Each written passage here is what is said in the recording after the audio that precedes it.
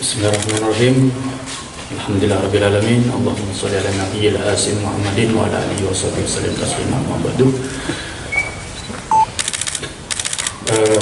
Rekan-rekan jurnalis yang saya hormati, pada hari ini Jumat tanggal 10 April 2020 di Pendopo Agung Bangkalan, selaku Ketua Gugus Tugas Percepatan Penanganan COVID-19, saya menyampaikan informasi tentang status pasien yang sudah terkonfirmasi COVID-19.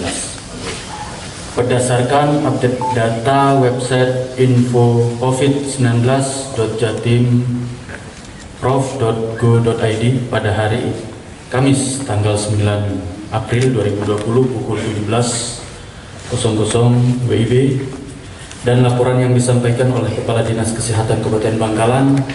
Dengan ini saya sampaikan pasien terkonfirmasi COVID-19 adalah pasien dalam pengawasan dari Kecamatan Blega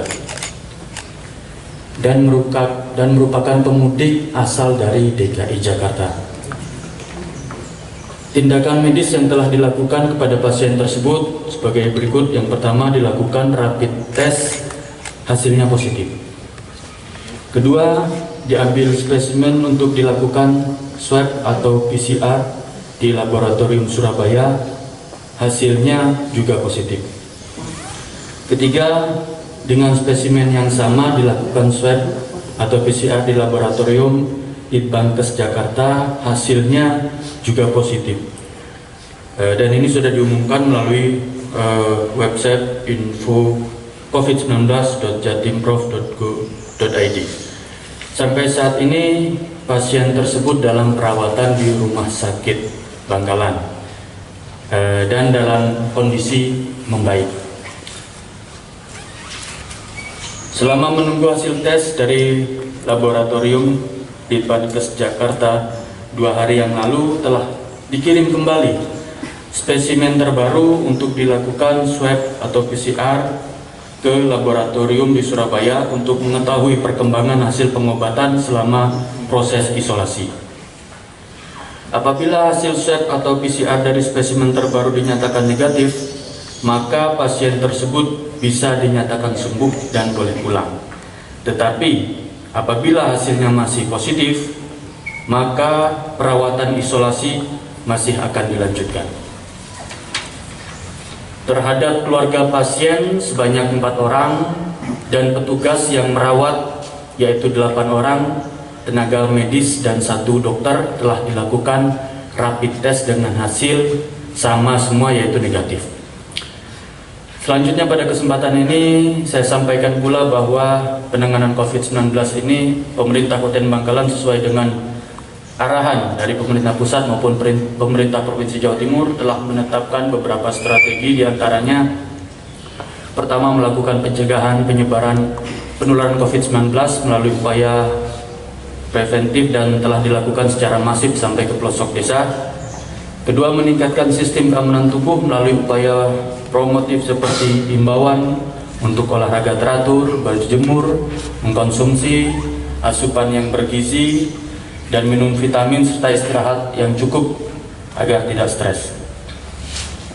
Ketiga, meningkatkan kapasitas sistem kesehatan seperti kesiapan tenaga medis, sarana, ruang perawatan, dan penguatan sistem seperti deteksi dini COVID-19 melalui petugas di lapangan.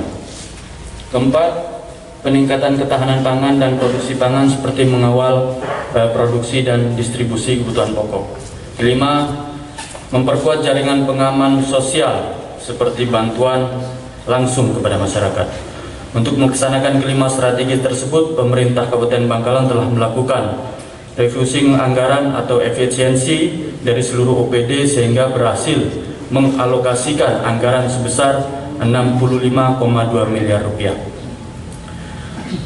Saya berharap kepada seluruh masyarakat Bangkalan agar tetap tenang, terus meningkatkan kewaspadaan, patuhi dan ikuti apa yang telah menjadi anjuran pemerintah, serta terus meningkatkan ibadah dan berdoa kepada Allah Subhanahu wa taala semoga wabah Covid ini segera berakhir, dan berharap kepada Allah Subhanahu wa taala menyelamatkan kita semua. Amin. Terima kasih. Wassalamualaikum warahmatullahi wabarakatuh. Sehubungan dengan telah dikeluarkannya surat keterangan hasil pemeriksaan dari Badan Penelitian dan Pengembangan Kesehatan Jakarta terhadap satu orang warga Bangkalan yang dinyatakan positif COVID-19, maka saya Bupati Bangkalan memandang perlu meningkatkan status yang sebelumnya siaga darurat bencana wabah penyakit akibat virus corona menjadi tanggap darurat bencana wabah penyakit akibat virus corona di Kabupaten Bangkalan.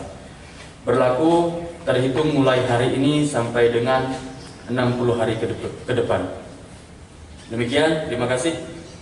Bangkalan 10 April 2020.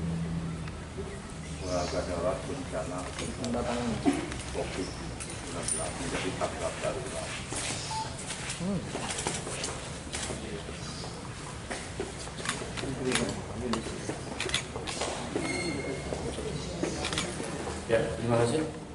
Izin Pak Bupati. Jadi untuk terkait dengan tunjangan medis itu sesuai dengan regulasi yang ada itu dari pemerintah pusat ya.